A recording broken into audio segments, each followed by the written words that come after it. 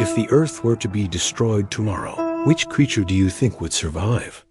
250 million years ago, the most terrifying mass extinction in history struck the Earth. The majestic apex predators were entirely wiped out. Crawling out of the ruins to take over the world was this creature that looked like a wild boar or a prehistoric turtle mixed with a doughy bun.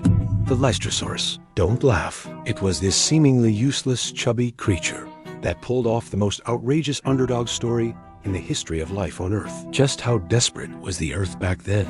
The Siberian traps erupted wildly. The oceans boiled and acidified, and even the air was thick with highly toxic hydrogen sulfide. 95% of all species were wiped out in an instant. In this hellscape where even the magma was roaring, the first secret to Lystrosaurus' survival could be summed up in just 2 words: laziness and gluttony. Dig a hole and bury yourself. Faced with scorching surface temperatures of hundreds of degrees, toxic gases, and acid rain, completely abandoned its dignity as a vertebrate. It didn't run, and it didn't fight. It chose to dig a hole and bury itself alive, while the apex predators on the surface slaughtered each other for the last breath of fresh air. It was sleeping lazily in the mud. To take its sheer will to survive to the absolute extreme, Lystrosaurus subjected its own body to an extreme, highly specialized transformation. It evolved incredibly robust forelimbs and a skull as tough as a shovel.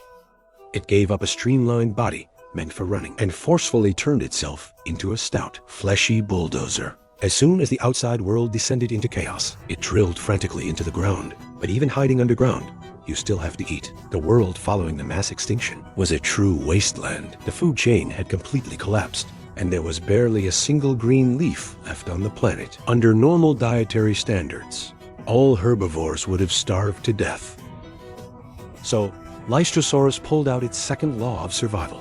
To survive, you can have absolutely no standards. It didn't have soft lips instead. It grew a horny beak, resembling a turtle's, along with 2 pickaxe-like tusks.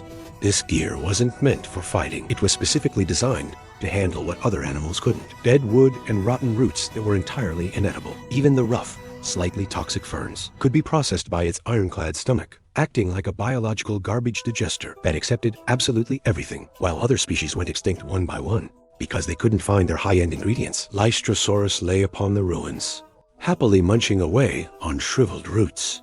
It proved a fundamental truth through action. As long as your standards are low enough, death can't catch up to you. It forcibly turned the most unswallowable trash into the fuel it needed to survive. It endured the scorching heat and survived the famine. But the Grim Reaper had one final, cruel torture in store for it. The Earth, following this hypoxic mass extinction, saw its atmospheric oxygen levels plummet to around 10%. This is equivalent to forcing all animals to run a marathon on the Qinghai Tibet Plateau at an altitude of 5,000 meters. Faced with this desperate scenario of mass suffocation, Lystrosaurus activated yet another biological cheat code.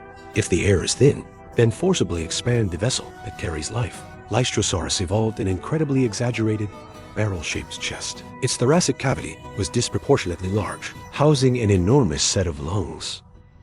Even in the thinnest and most toxic air, this massive biological pump could extract the last traces of life-sustaining oxygen as long as it could take a breath. The rest was just breeding like crazy. Over the next millions of years, Lystrosaurus ushered in an era of unopposed domination. They emerged from their burrows, occupying every single continent. At their absolute peak, for every 10 land vertebrates on Earth, 9 of them were Lystrosaurus, an absolute 90% dominance. This was the most absolute, most unprecedented monopoly by a single species in the entire history of life on Earth. Not even the mighty dinosaurs that followed, nor even humans today, have ever achieved such a staggering proportion of dominance. And the creature that forged this myth was just a mud-covered, chubby animal that could only chew on rotten roots. However, its era was bound to pass.